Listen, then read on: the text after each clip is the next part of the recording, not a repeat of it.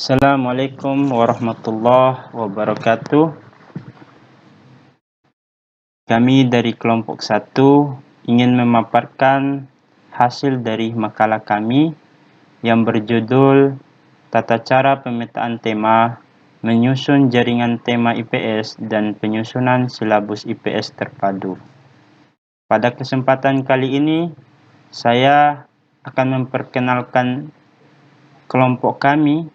Saya sendiri atas nama Muhammad Rizdamuddin dan juga Siti Asfiratul Hasanah dan Nurul Miftahul Awaliyah. Saya akan menjelaskan terkait konsep dasar pemetaan tema. Sebelum kita lanjut pada pembahasan konsep dasar pemetaan tema, perlu kita ketahui bersama bahwa kita harus mengetahui apa itu tema.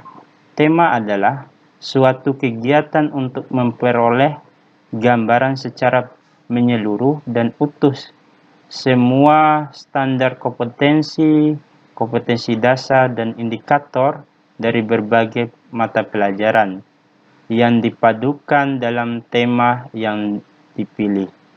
Tema menentukan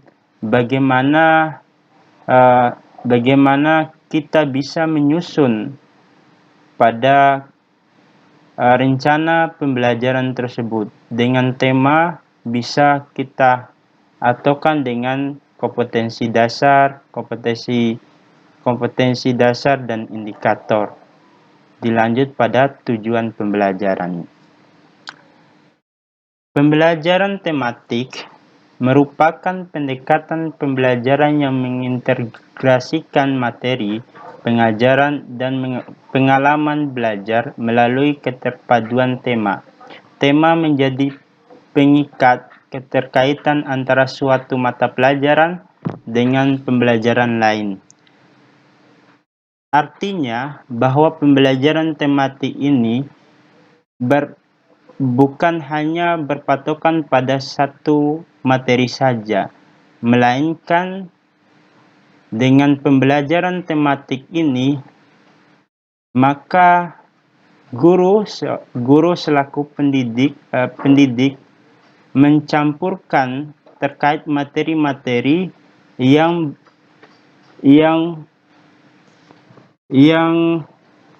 mengikat pada materi awal.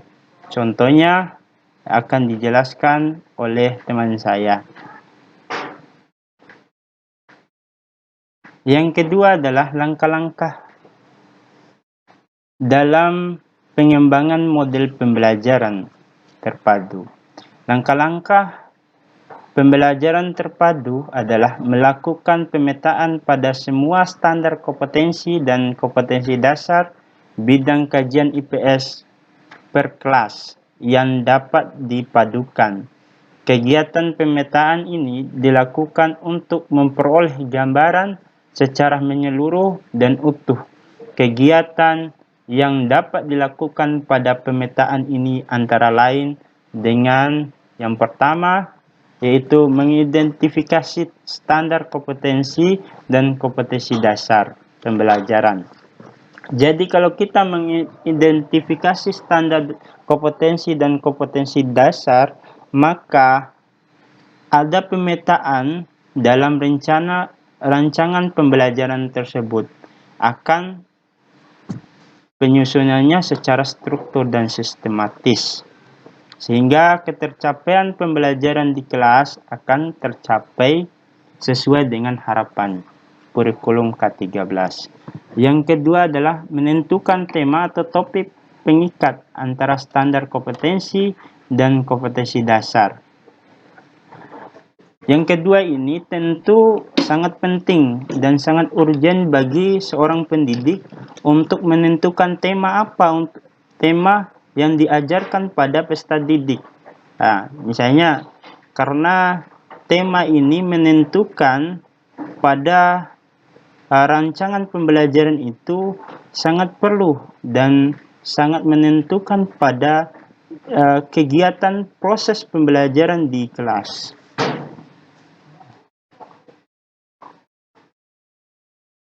Selanjutnya, tata cara pemetaan tema.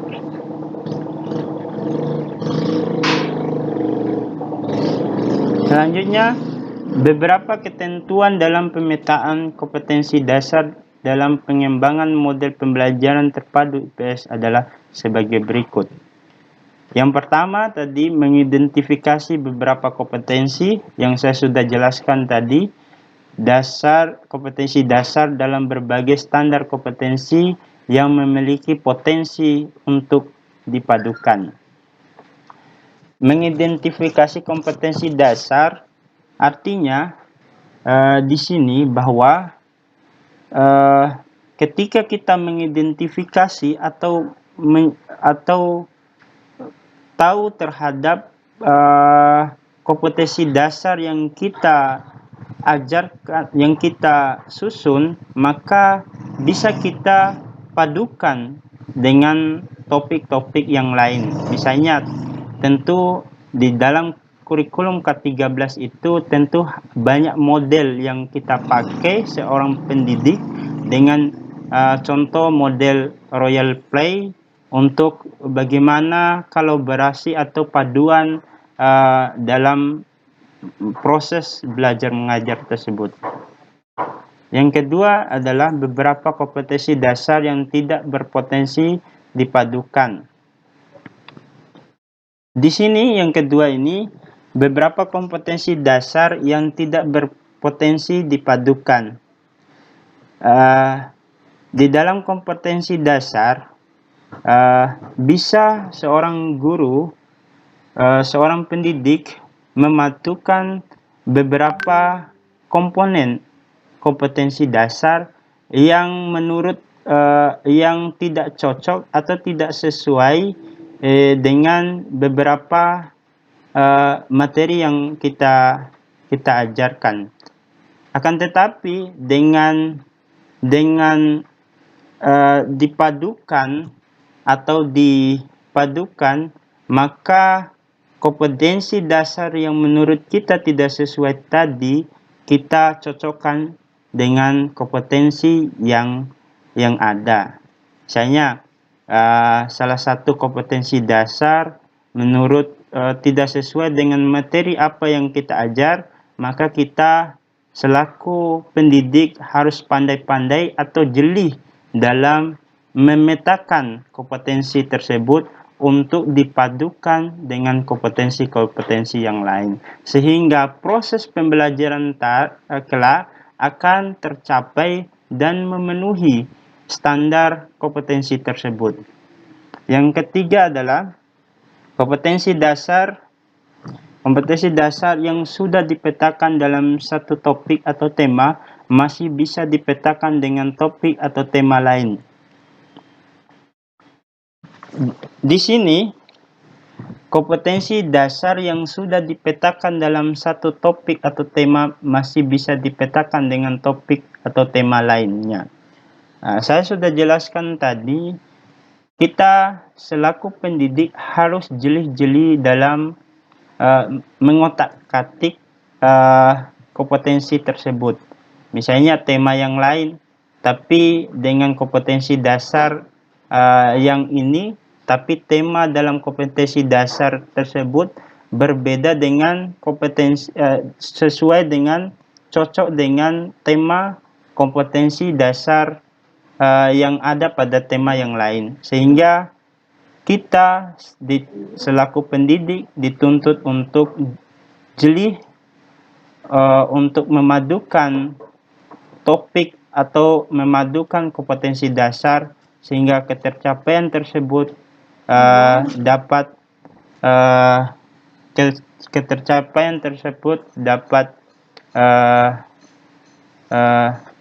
dirasakan oleh peserta didik. Yang keempat adalah kompetensi dasar dipetakan tidak harus berasal dari semua standar, kompetensi yang ada pada mata pelajaran IPS pada kelas. Baik, di sini saya akan melanjutkan atau memberikan contoh dari penjelasan yang diberikan oleh teman saya Risdamudin. Ini adalah contoh peta kompetensi dasar yang termasuk dalam IPS. Nah, dalam IPS itu misalkan ada geografi, ekonomi, dan sejarah. Nah, di sini kita lihat dulu mana yang masuk rumpun geografi, ekonomi, dan juga sejarah. Setelah itu kita lihat juga ini masuk dalam semester berapa. Misalkan pada semester 2 ada KD mendeskripsikan pola kegiatan ekonomi penduduk, penggunaan lahan, dan pola permukaan berdasarkan kondisi fisik permukaan bumi. Nah, ini kita bisa lihat di Permendikbud. Nah, ini ada ini saya berikan contoh pada kelas 4. Kemudian ini masuk pada semester 1 yang bawah ini. Ini masuk pada semester 2. Jadi kita harus memetakan KD-nya dulu. Kita lihat KD-nya itu, kemudian kita tahu dia masuk pada muatan mapel apa. Ini bisa dilihat jika ini tadi pada kelas 4, ini pada kelas 6. Misalkan ada geografi, ekonomi, sejarah semester 1. KD-nya adalah mengidentifikasi ciri-ciri negara berkembang dan negara maju. Kemudian ekonominya itu mendeskripsikan perdagangan internasional dan dampaknya terhadap perekonomian Indonesia. Sejarahnya untuk kelas 6 ini belum ada. Kemudian semester 2 mendeskripsikan unsur-unsur geografis dan masih banyak lagi ini. Nah, ini kita bisa lihat ada pada permen dan kita bisa membuat tabel seperti ini sehingga kita bisa tahu KD apa yang sekiranya berpotensi pada IPS. Kan nanti ada dalam permen itu ada sendiri IPS, kemudian kita bisa mengkelompokkan seperti ini supaya kita mudah dalam menyusun jaringannya sehingga kita memudahkan dalam menyusun silabus nanti. Selanjutnya penentuan topik atau tema dan materi pokok. Nah, salah satu pemetaan kompetensi dasar selanjutnya yaitu penentuan topik atau tema dan materi pokok. Nah,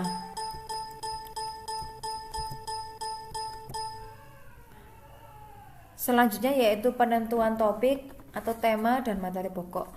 Di sini setelah pemetaan KD selesai, langkah selanjutnya adalah menentukan topik atau tema dari materi pokok yang harus relevan dengan KD yang telah dipetakan tadi. Sehingga dalam satu mapel atau IPS itu ada beberapa topik yang dibahas. Kemudian ada hal yang harus diperhatikan. Yang pertama, topik yang akan digunakan dalam pembelajaran itu merupakan topik pengikat atau sebagai pohonnya gitu loh. Pohon sebagai pohon atau rumpun dari KD yang akan kita gunakan dalam mata pelajaran IPS itu. Kemudian yang kedua, topik yang ditentukan itu selain relevan juga merupakan kompetensi yang harus ada dalam satu tingkatan kelas atau satu semester. Jadi tidak boleh loncat semester 2 dengan dipadukan dengan semester 1, tidak boleh. Dan juga tingkat kelasnya harus sama, misalnya kelas 4 juga kelas 4, tidak boleh berbeda. Selanjutnya yaitu materi pokok yang ditentukan merupakan materi yang mencerminkan keterpaduan antara kompetensi dasar.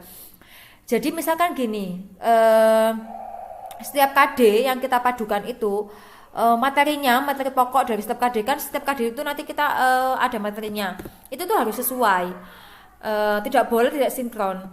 Kemudian dalam menentukan topik itu kita bisa mengambil hal-hal yang dekat dengan siswa atau isu-isu yang berkembang saat ini, sehingga akan lebih menarik, kan dekat dengan siswa. Oke. Selanjutnya yaitu penjabaran kompetensi dasar dalam indikator. Nah, setelah kita melakukan pemetaan KD, penentuan topik atau tema dan materi pokok yang sebagai pohonnya tadi, rumpunnya yang atau perekat atau pengikat keterpaduan KD tadi. Nah, langkah selanjutnya adalah kita harus mengembangkan indikator. Nah, indikator yang kita kembangkan ini itu dari KD tadi. KD tadi itu kita kembangkan menjadi indikator. Nah, setelah KD dikembangkan menjadi indikator, kemudian nanti kita memperhatikan materinya. Setelah itu maka kita bisa menyusun itu yang namanya silabus. Kemudian kita bisa menyusun jaringan tema IPS. Mohon maaf, ini saya tunjukkan contoh yang tadi saya jelaskan mengenai bahwa setelah kita kemudian setelah kita memetakan KD, langkah selanjutnya adalah kita menentukan topik atau tema dan materi pokok. Maksudnya setelah kita menentukan tema, misalkan ini ya topik atau temanya, misalkan ya kegiatan ekonomi penduduk, itu kan misalkan topik atau temanya. Kemudian di sini kan ada mapel apa maksudnya itu yang termasuk dalam IPS. Ini kan masuk dalam semesternya, semester 2 atau semester 1. Kemudian ini adalah KD-nya. Kemudian kita tentukan materi pokoknya di sini. Langsung saja. Kemudian misalkan ini pada kelas 5. Pada kelas 5 itu ada misalkan kita mau ngambil tema atau topik itu pelestarian lingkungan hidup. Lah, sama langkah-langkahnya kita lihat dulu itu masuk pada apa? Misalkan geografi semester 2. KD-nya mendeskripsikan permasalahan lingkungan hidup dan upaya penanggulannya dalam pembangunan berkelanjutan. Kemudian materi pokoknya apa? Misalnya faktor-faktor penyebab kerusakan lingkungan, faktor alam dan faktor manusia. Kemudian bentuk-bentuk kerusakan lingkungan. Kemudian upaya-upaya pelestarian lingkungan. Seperti itu. Ini adalah beberapa contoh. Selanjutnya yaitu adalah penjabaran kompetensi dasar ke dalam indikator. Nah, setelah kita melakukan pemetaan KD, kemudian kita menentukan topik atau tema dan materi yang sebagai pengikat tadi, maka kita bisa mengembangkan indikator yang nantinya akan disusun dalam silabus. Ini adalah contoh permasalahan KD dan dalam berbagai indikator yang sudah saya sebutkan tadi pada tema kegiatan ekonomi penduduk. Misalkan pada KD geografi itu adalah mendeskripsikan pola kegiatan ekonomi penduduk, penggunaan lahan dan pola pemukiman berdasarkan kondisi fisik permukaan bumi. Sedangkan pada kompetensi dasar ekonomi adalah mendeskripsikan kegiatan ekonomi yang meliputi kegiatan konsumsi, produksi dan distribusi jasa. Materinya misalkan mengenai kaitan kondisi fisik permukaan bumi dengan penggunaan lahan. Perumusan indikatornya juga sama. Ini sebenarnya kita bisa menyusun jaringan tema IPS. Nah, menyusun jaringan tema IPS itu apa sih? Nah, menyusun jaringan tema IPS itu adalah jaringan tema itu kan tadi hubungan KD dan indikator dengan tema-tema pemersatu. Nah, jaringan tema adalah pola hubungan antara tema tertentu dengan sub-sub pokok bahasan yang diambil dari berbagai bidang studi. Dengan menggunakan jaringan tema, diharapkan peserta didik dapat memahami satu tema tertentu dalam beberapa mata pelajaran. Di sini misalkan tadi yang sudah saya sebutkan temanya tadi yang sudah saya sebutkan itu, kemudian dalam tema itu ada beberapa mapel. Misalkan tadi gini ya, saya sebutkan. Misalkan langsung saya tunjukkan. Misalkan temanya adalah kegiatan ekonomi penduduk. Nah, dalam beberapa mapel itu ada geografi, ekonomi, dan sejarah. Jadi ada tema pengikatnya. Temanya ada tema pengikat, kemudian di dalamnya ada beberapa mapel, tentunya juga dengan KD-nya yang masih satu rumpun atau misalkan masih sinkron untuk dipadukan. Selanjutnya yaitu pembuatan jaringan tema dilakukan dengan cara kita dapat melakukan dengan cara yang misalkan kita menggabungkan KD dan indikator dengan tema tadi yang sudah saya sebutkan, saya contohkan tadi. Kemudian dari tema itu maka kita bisa mengembangkan sesuai dengan alokasi waktu yang tersedia itu. Kemudian ketika kita sudah mengambil suatu topik dari suatu cabang tertentu, misalkan ekonomi, geografi atau sejarah, kemudian kita melengkapinya dan memperluas serta memperdalam dengan ilmu-ilmu yang lain. Misalkan rumpunnya ekonomi, Kemudian bisa kita perluas dengan geografinya, dengan sosiologinya, bisa seperti itu. Atau bisa kita kembangkan dari atau topik atau temanya tadi bisa kembangkan dari apa hal-hal yang menarik, sekiranya update dan dekat dengan siswa atau lingkungan siswa. Sehingga siswa itu tidak merasa asing. Di sini bisa saya contohkan, langsung saja saya contohkan. Ada. Oke, saya akan melanjutkan presentasi dari kawan-kawan saya sebelumnya. Di sini saya akan menjelaskan tentang penyusunan silabus. Silabus merupakan pengembangan kurikulum yang menjabarkan standar kompetensi dan kompetensi dasar yang ingin dicapai. Pokok-pokok dan uraian materi yang perlu dipelajari peserta didik, silabus sebagai pengembang kurikulum dan pembelajaran dalam implementasinya. Oleh pendidik dijabarkan dalam rencana dan melaksanakan pembelajaran sampai pada penilaian hasil belajar. Komponen penyusunan silabus terdiri dari standar kompetensi IPS dan yang terdirinya itu yaitu sejarah, geografi, dan ekonomi. Kompetensi dasar, indikator pengalaman belajar, alokasi waktu, dan penilaian. Itulah termasuk penyusunan silabus. Oke, saya lanjutkan. Yaitu ada langkah-langkah dalam menyusun silabus yang akan dilakukan seorang guru. Yang pertama itu harus kita mengkaji standar kompetensi dasar yang sudah ditentukan sesuai dengan materi atau yang kita harus sesuaikan materi yang akan dituliskan tadinya. Yang kedua itu kita mengetahui materi pokok kita. Apa materi pokoknya? Misalnya tentang profesi, macam-macam profesi itu akan mengidentifikasi materi yang akan kita jelaskan.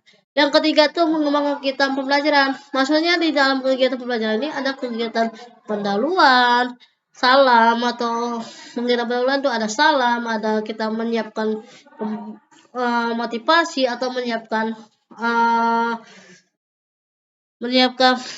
salam, menyiapkan atau apapun itu termasuk kegiatan pendahuluan. Ada juga kegiatan inti. Kegiatan itulah yang kita mulai untuk pembelajaran. Misalnya pelajaran IPS.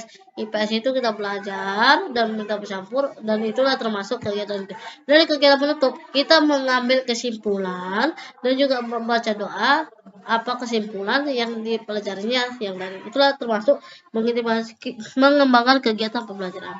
Ada juga merumuskan indikator, yaitu makanya tadi kita kompetisi dasar tadi kita merumuskan indikator. Jadi yang tadi yang titik 3.3 maka dibuatlah untuk indikatornya. Ada juga jenis penilaiannya. Penilaiannya itu ada kognitif, afektif, psikomotorik. Inilah yang akan dinilai seorang guru untuk mencapai hasil belajar.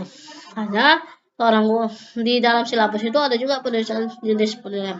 Ada juga menentukan alokasi waktu. Maksudnya alokasi waktu itu berapa jam dalam mata pelajaran seperti IPS. IPS itu berapa jam untuk mempelajari di dalam suatu silabus itu. Dan juga menentukan sumber belajar. Jadi sumber belajar itu penentukannya yaitu dengan misalnya dengan media, sumber dari buku, atau juga kita dari internet, ataupun dari media ICT. Oke, saya akan lanjutkannya. Yaitu ada juga ini mekanisme penyusunan silabus. Sesuai dengan semangat otonomi pendidikan di sekolah dalam menerapkan manajemen berbasis sekolah, maka penyusunan silabus dilaksanakan bersama oleh guru mata pelajaran pada tingkat satuan pendidikan. Mekanisme penyusunan silabus dimulai dengan cara membentuk tim penyusun KTSP atau K13 pada SD, SMP, SMA, dan SMK. Terdiri atas guru, konselor, dan kepala sekolah sebagai ketua anggota. Di dalam kegiatan penyusun melibatkan komite sekolah dan narasumber, serta pihak lain yang terkait kegiatan tersebut. Difasilitasi dan supervisi oleh Dinas Pendidikan yang bertanggung jawab di bidang pendidikan. Tingkat kabupaten, kota untuk SD, SMP, dan tingkat provinsi untuk SMA dan SMK. Oke, saya lanjutkan. Ada juga kegiatan tim penyusun silabus. Penyusunan silabus dalam KTSP atau K13 merupakan bagian dari kegiatan perencanaan sekolah. Madrasah, kegiatan ini dapat berbentuk rapat kerja atau lokal karya sekolah, madrasah, dan atau kelompok sekolah madrasah yang diselenggarakan dalam jangka waktu sebelum tahun pelajaran baru. Jadi, ada kegiatannya itu untuk menyusun tim penyusun silabus. Kegiatan menyusun KTSP atau K13 secara garis besar meliputi penyiapan, penyusunan draft, review, dan revisi, serta finalisasi, pemantauan dan penilaian. Langkah yang lebih rinci dari masing-masing kegiatan diatur dan diselenggarakan oleh tim penyusun silabus. Yang disusun menegaskan pengalaman belajar yang menunjukkan aktivitas belajar yang dilakukan siswa dalam berinteraksi dengan objek belajar untuk mencapai kompetensi dasar. Oke, ada juga pemberlakuan silabus. Ada di pemberlakuan silabus, atau menyusun silabus menurut Sagala tahun 2007 ada pada pendidik dan sekolah. Oleh karena itu, sekolah yang mempunyai hak untuk mengesahkan silabus, namun sekolah perlu memperhatikan visi dan misi pendidikan kabupaten, kota, dan provinsi. Itulah sebabnya sekolah harus meminta pertimbangan pada pemerintah daerah, kabupaten, kota, dan juga pemerintah daerah provinsi agar mereka mengetahui dukungan fasilitas anggaran, narasumber, dan lainnya apa yang harus disediakan dalam implementasinya. Terima kasih telah mendengarkannya. Semoga bermanfaat bagi kita seorang guru maupun calon peserta didik baru. Assalamualaikum warahmatullahi wabarakatuh.